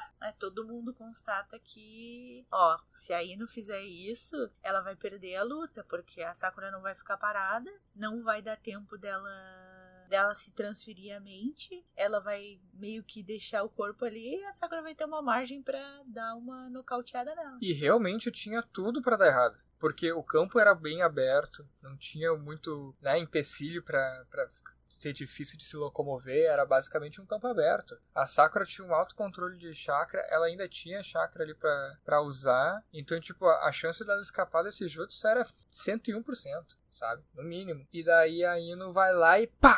Mete a transferência de mente. Só que na verdade... Não, mas a minha crítica não era nem isso. A minha crítica é o Shikamaru se cuidando. Porque assim, ó, quando a Ino jogou o cabelo pra cima e disse, vou usar meu jutsu que ninguém esperava que ela usasse, no meu ponto de vista, na minha perspectiva, o Shikamaru já tinha... no mínimo, ele teria que ser o único a entender a estratégia da Ino. Porque assim, ó, não acho que a estratégia da Ino seja tão imprevisível quanto foi feito. Ela jogou... Porque é só pra parar pra pensar. Inclusive, o Shikamaru, ele diz pra alguém que, tipo assim, ela não pode usar isso, porque esse jutsu é só pra quando ele usa o Possessão das Sombras. Então, ele estabelece o padrão necessário pra usar aquele jutsu. E qual é o padrão? Imobilizar o indivíduo. Então, tudo que a Ino precisava fazer pra fazer, mesmo o Shikamaru não estando, era dar um jeito também de mobilizar o inimigo. E daí ela joga o cabelo assim meio no aleatório. Ele poderia não prever exatamente, entendeu? Tipo, ela botou corda e tal. Mas ele tinha que ter imaginado que uma coisa estava unida com a outra, sabe? E daí eu acho que isso é uma falha no desenvolvimento do personagem do Shikamaru. Eu acho que ele não era pra ser tão cagão assim, ter demorado tanto pra entender. Quer dizer, ele nem demorou tanto, ele não entendeu. Eu acho que poderia ter sido... Isso teria uma coisa que seria interessante ter se atentado melhor. Eu acho que a gente pode tentar, e eu digo tentar mesmo, a gente, tipo, encontrar, assim, com muita força alguma justificativa, porque quando a Ino corta o cabelo, o Shikamaru fica surpreso demais. Porque ele sabe o carinho que ela tinha pelo próprio cabelo. Fazia parte do ela se achar bonita, dela soltar o cabelo pra seduzir os meninos, que nem ela fez com o Neji. E deu bem. Então, tipo, quando ela corta o cabelo... Muito bom, uma estrela. O Shikamaru chega a dizer ela tá completamente louca. Ela tá no antigo, no mangá antigo, ele diz que ela tá completamente louca. No Gold ele diz, perdeu a sanidade de vez. Sabe? Ele diz algo desse tipo. Ele ficou tão surpreso que aquilo aconteceu que ele achou que ela já tava viajando na maionese. Sabe? Que tipo, por que a mulher cortou o cabelo dela? Pra que fazer isso no meio da luta, sem um objetivo, sabe? E aí, depois, quando ela vai fazer o jutsu de transferência de mente, parece que ele tá achando que ela tá mais louca ainda. Ela aceitou tanto as provocações da Sakura que ela resolveu chegar a esse ponto de perder a cabeça, de cortar o próprio cabelo e fazer o jutsu de transferência de mente de forma tão imprudente. Acho que a gente pode tentar levar pra esse lado, mas eu acho que esse lado também é meio ruim, levando em consideração que o Shikamaru é uma pessoa com um intelecto muito maior do que a média. Ele conseguiria perceber essas coisas muito fácil. Principalmente que ela é do time dele. Então, ao mesmo tempo que é um argumento que é bom, porque que nem tu tava falando, eu pensei, não tinha pensado nisso. É uma boa passada de pano pro Shikamaru. Mas, ao mesmo tempo, tem o bom de ser, digamos assim, por ele conhecer muito ela, faz sentido ele ser enganado, mas, ao mesmo tempo, por ele conhecer muito ela, ele deveria estar mais atento, né? Ele deveria pensar que, não, peraí, talvez ela tenha uma carta na manga. Exatamente. Então, enfim, né, fica aí a interpretação de cada um. Só tem um outro ponto aqui que eu acho que eu vou dar uma luz na mente de vocês. Que o Shikamaru, na minha interpretação, ele achava que a Ino tinha dependência da habilidade dele, de paralisia. Então ela só pode usar a transferência de mente comigo usando a paralisia das sombras. Pode ser também. Pode ser. E por isso que ele ela não tem recurso para isso. E a Ino, ela tem bastante... Isso faz parte da personalidade dela ser espontânea, explosiva e tudo mais, né? E talvez não tenha um raciocínio tão lógico de, não, vamos parar, vamos se concentrar e passar em alguma coisa como ele tem. Então, desde o início, ele já talvez tenha essa ideia de que, agora ela realmente tá surtando de vez. Cortando o cabelo, jogando para cima e tudo mais. E mais adiante, que é importante levar isso em consideração, que ele não tem muito não leva muito a sério as mulheres. Tanto é que quando a Tsunade entrou como Hokage, ele questionou o pai dele, mas ela como Hokage, será que isso é uma boa ideia? Uma Hokage mulher? Talvez ele já tinha essa coisa de que, não acredito muito nas mulheres. Ele vê que isso aqui vai completamente por água abaixo depois que ele vê a Temari salvando ele da Tayuya. Mais pra frente. Mas eu acho que ele tinha essa ideia de que subestimar um pouco as mulheres, não sei. Me passou essa ideia. Agora que vocês falando desse negócio dele, da luta da Ino contra a Sakura, eu fiz relação com o que ele tinha falado com o pai dele lá, da Tsunade, né? Mais adiante.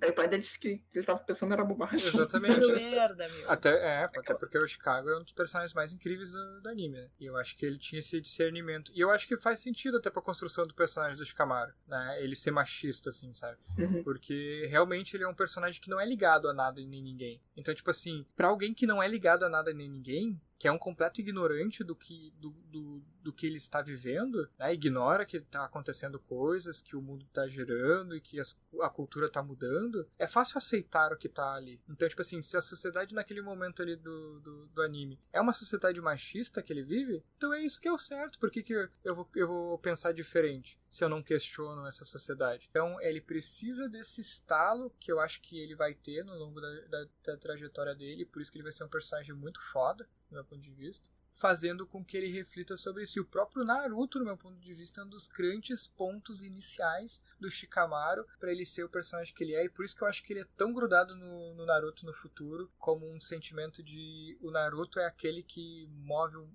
o mundo daqueles que o abandonam ou que não se ligam, né? Se permitem ficar na ignorância, né? Naruto é como uma luz, é como um sol para essa galera que tá, né, de olhos fechados na escuridão. Olha aí, fica legal assim também. Não sei se vocês concordam, se vocês acham. Eu acho que é um ponto interessante. Eu acho que o Shikamaru tem algumas características, assim, apesar de a memória que eu tenho dele na luta contra o Temari, por exemplo, é uma memória dele de uma luta que ele respeita muito a Temari e de que ele trata ela como uma igual. Ele não humilha ela, ele não trata ela como inferior. Então eu tenho algumas visões assim um pouco diferentes, mas quando a gente chega mais nessa parte, nessa luta em específico, e eu refrescar a memória a respeito, daí eu acho que eu vou poder comentar mais a respeito disso, se é a mesma visão que eu tenho dele. Mas acho que em alguns pontos faz sentido. São pontos bem interessantes, mas voltando pra luta da Sakura e da Ino. E finalizando já, porque eu acho que o nosso episódio já deu o que tinha que dar. Você quer mais? Então continue com a gente. Ali já na finalização, a Ino utiliza o cabelo para conduzir o chakra dela e prender a Sakura no chão. E assim ela poder executar o jutsu de transferência de mente de forma eficaz. E aí ela transfere a mente dela pra mente da Sakura. E aí a gente vê que, tipo, putz, agora deu, né? Todo mundo acredita que a Sakura perdeu, que a Sakura vai perder, não tem mais o que fazer. E aí a Ino já se dá como vitoriosa, vai falar como Sakura pra desistir, chega a dizer que eu Sakura, Haruno, quero desistir. E vai dizer que vai desistir, e aí o Naruto grita, Sakura, o que tu tá fazendo? E aí mais uma vez a voz do Naruto auxilia os seus colegas de equipe a voltarem a si, performarem como deveriam. E aí a gente vê a Sakura interior atacando a Ino, dizendo, opa, mas peraí, o Naruto tem razão, tu acha que eu vou me entregar assim tão fácil?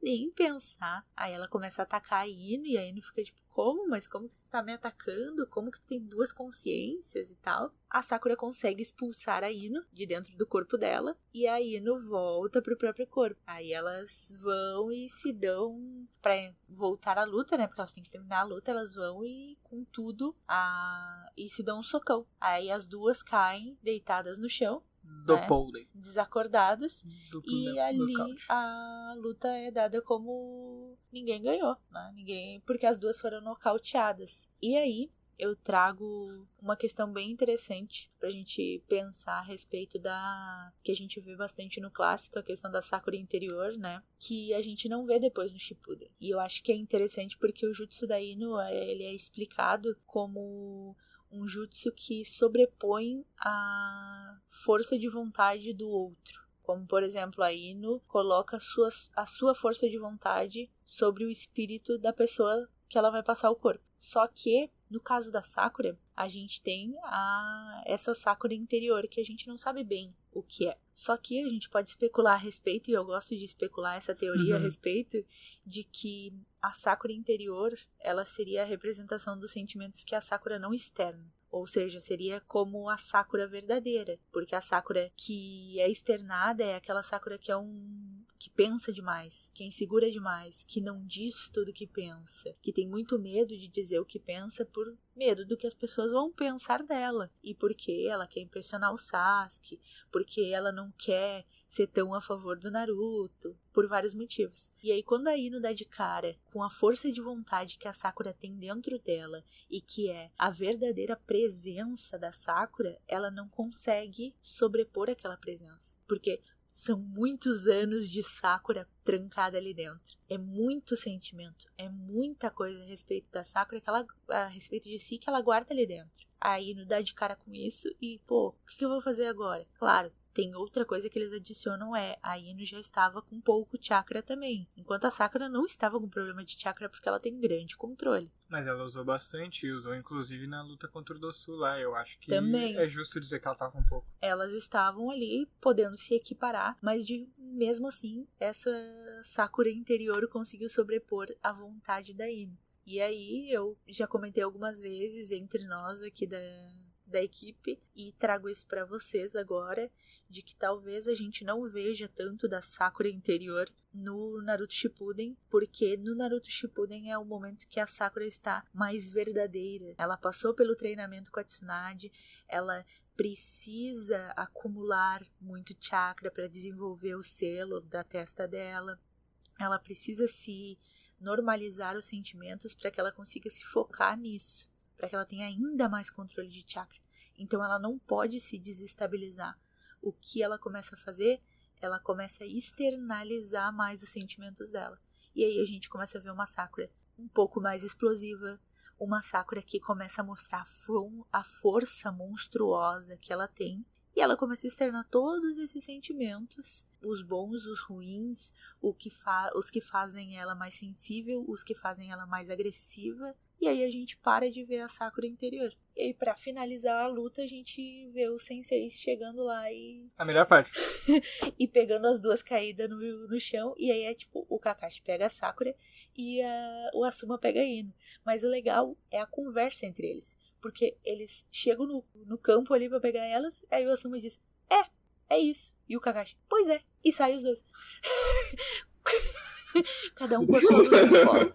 Levam elas pra arquibancada, botam elas sentadinhas ali, uma do lado da outra. Aí vai todo mundo ali, dos meninos ali na volta delas, de ai, tá tudo bem? E aí o Kakashi só faz um deixa elas descansar, porque vai levar não precisam nem de equipe médica, vão levar tipo uns 30 minutinhos pra se recuperar. Ele declara de tipo, eu não esperava que a Sakura fosse fazer uma performance como essa. E aí ele meio que diz pra ele mesmo que agora ele tem ainda mais certeza de que ele não errou em indicar os 3 pra participar do exame Chunin. Então, tipo, toda essa luta, toda essa conquista, tanto da Sakura quanto da Ino, mostrou o potencial que aqueles calouros têm em estarem ali. E mostrou o quanto a amizade das duas também é forte, porque elas se encararam do começo ao fim como grandes rivais. Amigas e rivais. Mas, e aí, examinadores? Vocês acham que a Sakura e a Ino tinham condições de se tornarem Chunins? Vocês dariam o título de Chunins pra elas? Bah, então eu vou ausentar a minha opinião, porque eu acho que tu trouxe pontos muito relevantes e que me faz acreditar de primeira que sim, eu daria pras duas, assim, sabe? Uhum. Mas eu acho que tem que analisar bem, assim. Elas se mostram competentes para isso, né? A Sakura poderia não ter tantas habilidades, mas ela tinha um controle de chakra muito forte e um controle mental também muito forte. Tanto é que lá no início o Kakashi disse que ela é uma ninja de genjutsu, né? E tenta ensinar ela a se livrar dos genjutsus e tudo mais. O que no final ela não se torna uma especialista, sim, mas ela tem esse potencial. E a Ino, ela teve uma vibe muito parecida com a do Shino. Tudo bem que o Shino é muito mais...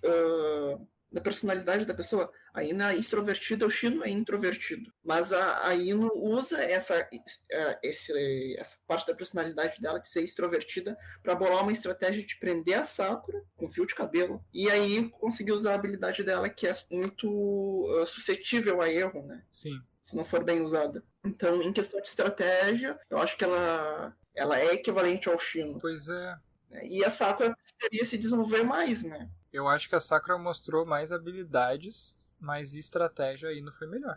É porque porque a Ino teria mais as habilidades, né? Ela teria lá o lance do clã dela. Mas eu acho que a Sakura ela estaria na vibe do Naruto, porque o Naruto também não tinha grandes habilidades quando ele foi enfrentar o Kiba. E ele foi desenvolver aquelas habilidades para as finais. A linha de raciocínio seria a mesma dela. Ela tem potencial, mas ela precisa desenvolver um pouquinho mais alguma coisa para nas finais não valer a pena, mas ser funcional para ela. Achei Por isso que eu disse, tem que pensar bem. Mas eu, na minha concepção, também daria o título de Chunin para as duas. Eu acho que elas mereceriam pelo bom desempenho delas na luta. Eu acho que seria legal se a gente, no final, no último episódio que a gente fala do exame Chunin, a gente dá o nosso parecer de todos os ninjas que participaram. Tipo assim, eu com certeza daria o título de Chunin pro Shiguri, que morreu lá na Floresta da Morte. Porque foi maldade fazer isso. Tinha que dar um título de... como é quando o cara morre, dá 2 títulos pro cara pós-morte. Chunin honorário. Vou dar um Chunin honorário pra ele, tá ligado? Mas brincadeiras à parte, eu não sei se vocês querem comentar mais alguma coisa desse episódio. Só fazendo uma reflexão do anime que eu falei, né? Que depois do tapa que a Ino dá, que aí elas têm a lembrança de quando as duas eram menininhas lá, quando as flores e tudo mais. Sim. E aí parte pro fight mesmo. Só a sequência de como as coisas acontecem. Então eu acho que estamos chegando no nosso fim do episódio. Ficou algumas lutas pro próximo. Eu achei bem divertido fazer essas análises das lutas, conversar. Acho que foi um episódio com muita coisa pra pensar. Foi tipo aquele episódio que eu fiquei pouco aberto lá do Iruka, lá, acho que foi o primeiro ou o segundo, né? Acho que foi o segundo. Que a gente foi falando dos negócios e daqui a pouco eu já tava parando assim, nossa, nunca tinha parado pra pensar nisso. Então, eu tenho certeza que vai rolar com muita gente que tá nos ouvindo, que vai dizer assim, nossa, nunca pensei que tinha isso. Vai ter gente que vai discordar, eu espero, e assim como a gente discorda entre a gente aqui. Então, nessa vibe que eu convido vocês aí que estão nos ouvindo pra continuar com a gente, ouvindo os próximos episódios. Bom, eu convido vocês para continuarem nos assistindo. O exame, a partir das preliminares agora, virão lutas bem interessantes pela frente, né? A gente já consegue prever aquela luta. É sim, aquela luta. Mas é aquela luta? É aquela luta.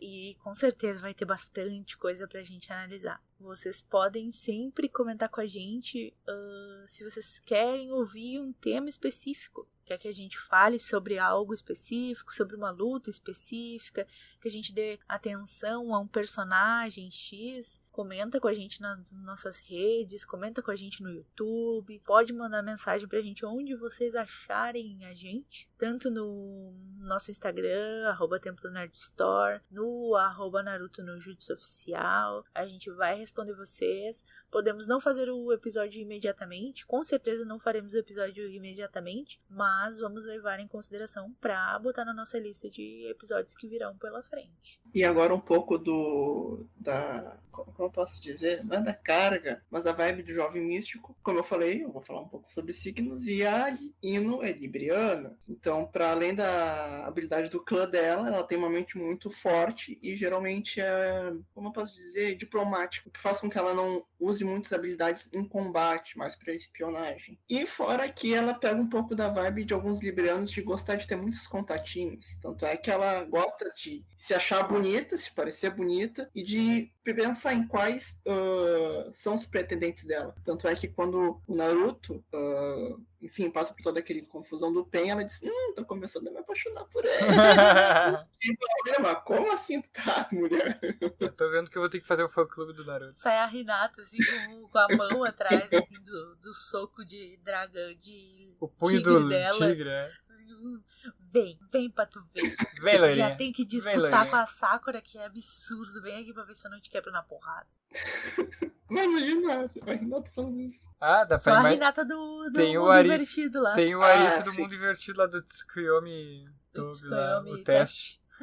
Bom, galera, é isso aí. Vai ter isso e muito mais nos próximos episódios. Só lembrando vocês que para nos ajudar, né, a continuar com o podcast, a fazer outros trabalhos bacanas como esse, é muito simples. Você pode nos divulgar, assistir, compartilhar que nos assistiu, marcar a gente, falar para seus amigos e amigas, parentes e todos que você puder. E também quando for adquirir os seus mangás, HQs, entra em contato lá com a gente para ver se a gente consegue para você ou se você já encontra direto no nosso site www.templonerdstore.com. Então, aguardamos a visita de vocês lá.